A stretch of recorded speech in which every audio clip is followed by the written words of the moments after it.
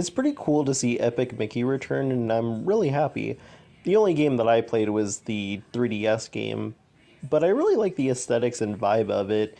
And I gotta be real, I love Oswald ever since he returned in the game. But I will say this though, it is a shame that the series became short lived because Disney Interactive got shut down by executives who thought that video games wouldn't be the future and mobile gaming would be the future. That didn't turn out so great.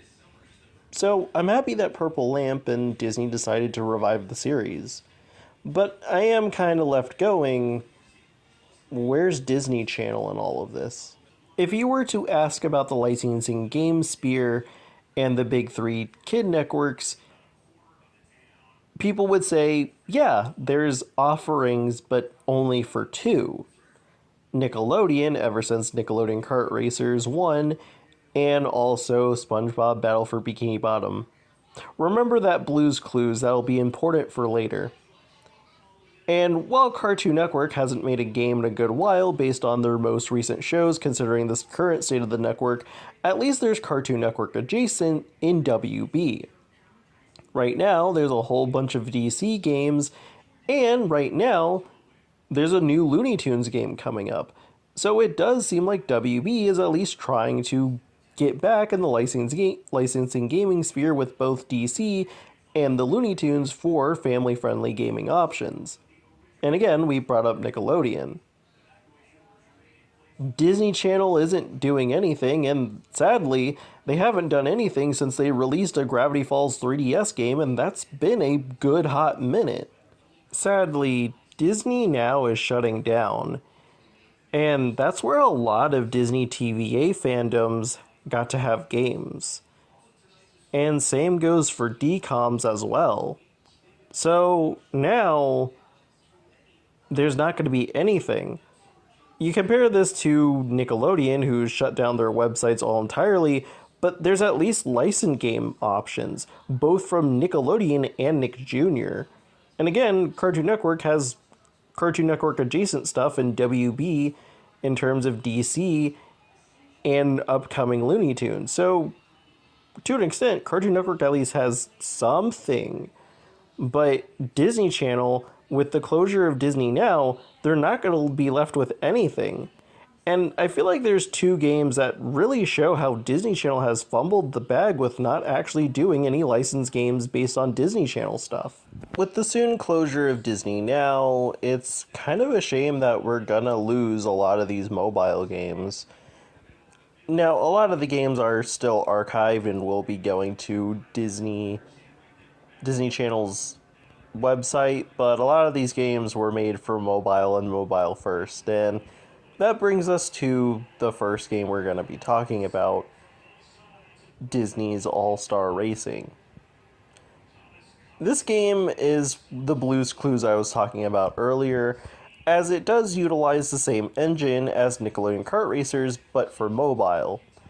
And you could see a lot of Nickelodeon's DNA here, but also future DNA of Nickelodeon Kart Racers 3, and also DreamWorks Racing.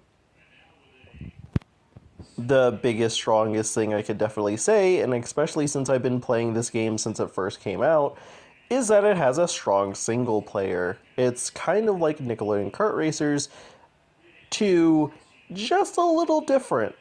A lot of the stuff that you have to upgrade and unlock, you do through the cups or through single races sometimes.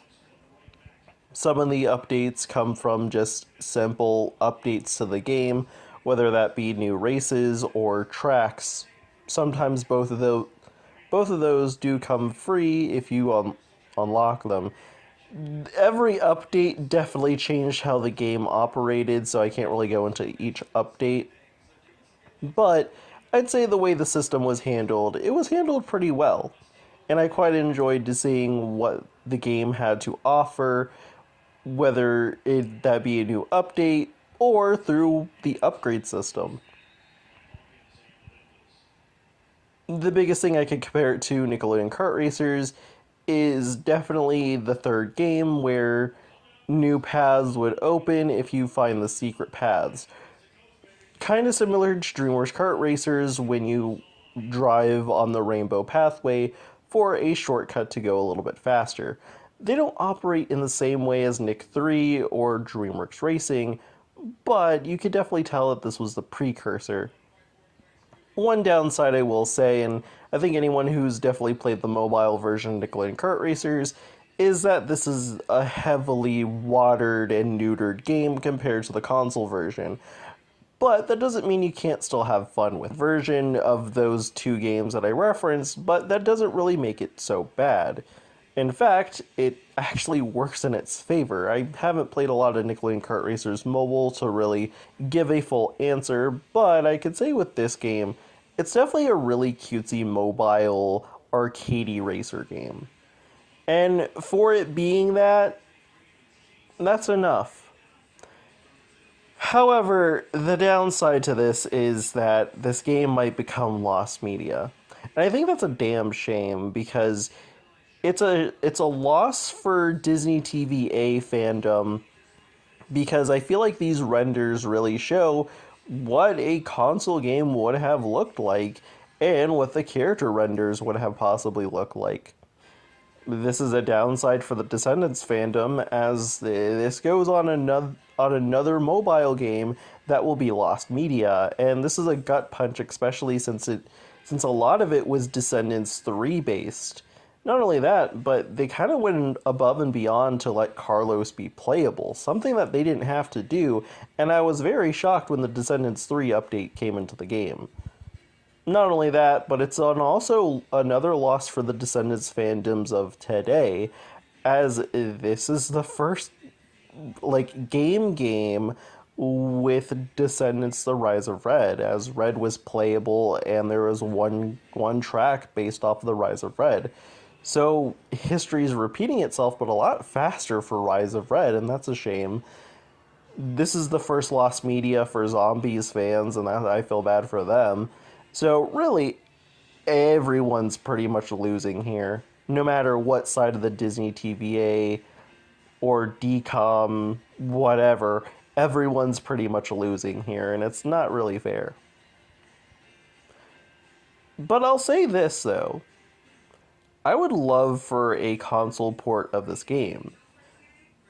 This would have to be definitely a Nickelodeon Kart Racers 2 situation where everything gets an overhaul. And I don't think that's inherently a bad thing. The assets exist for at least the character renders and what they looked like. The sound bites exist. I feel like that would be the easiest thing to transfer over. Other than that, you're pretty much just redesigning the tracks and everything like that, kind of similar to Nickelodeon Kart Racers 2. But not only that, but this is an easy way to add characters that were never in the game, and also shows that are a bit older, you could add those into the game as well. Heck, even some old DCOMs as well. So, really, I'd say that this game getting a console port would actually be a good thing. A very long time ago, if you remember, I made a joke about this game being the Nickelodeon Kart Racers 2 killer as a joke, but now that we're in the position that we're in now, I don't really view that as a joke, to be honest with you.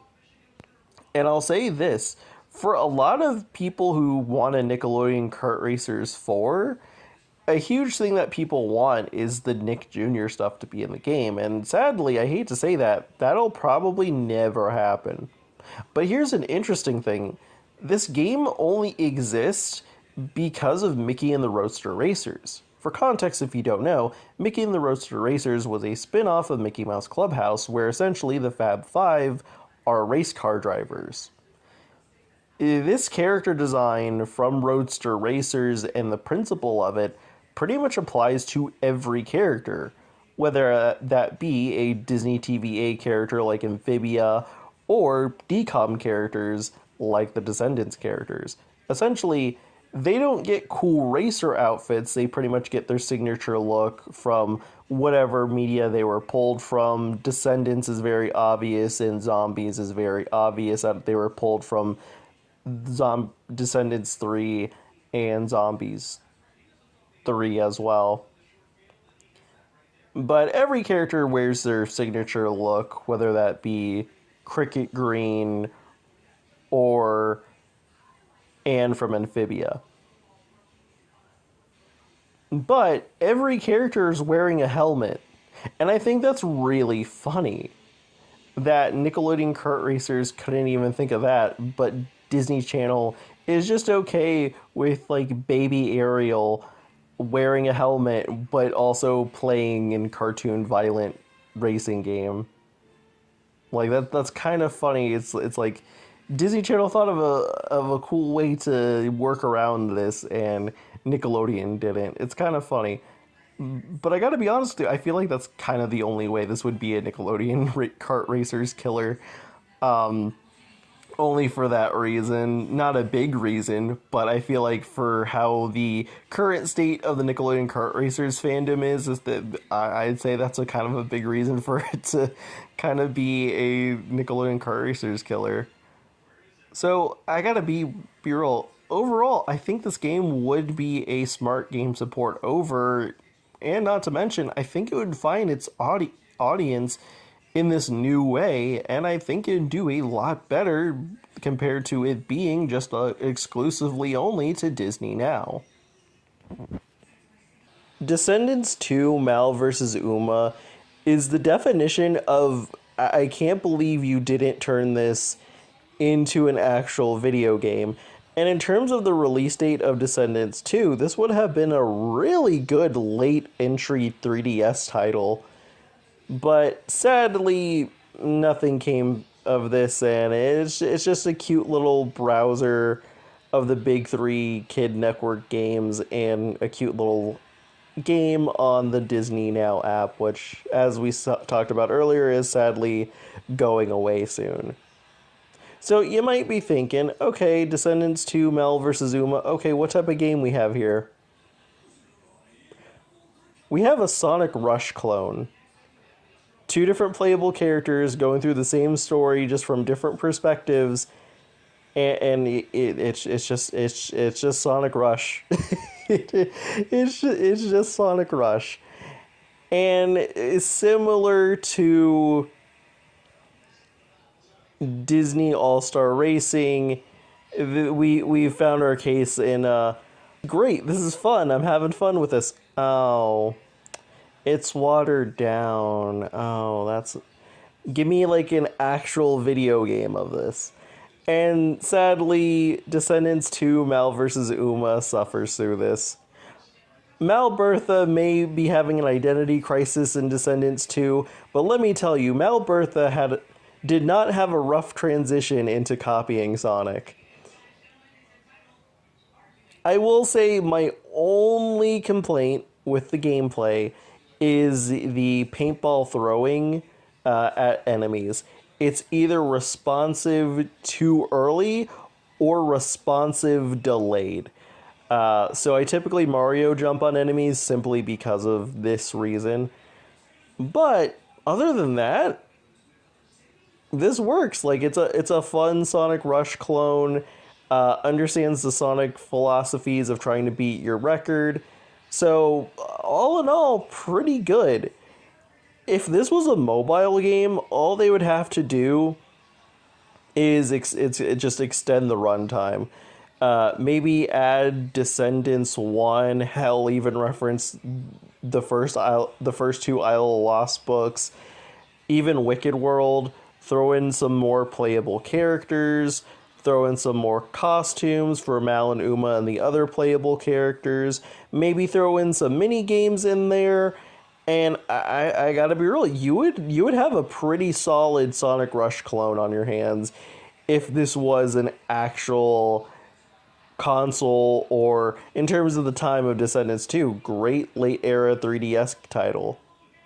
But sadly, with these two games, it's like the biggest fumble, and Like, I'm just kind of shocked no one slapped someone at Disney Channel and said, okay, let's, WB's making Looney Tunes and DC games. Nickelodeon is making some pretty good revival SpongeBob era games, and they got some pretty solid kart racers after Nick 2, which we literally stole for Nickelodeon or Disney Channel Racing. So, like, let's actually get on making actual console games. But I gotta be real, I don't see this happening. But I hope someone is listening because, there's a market that would be very invested in these.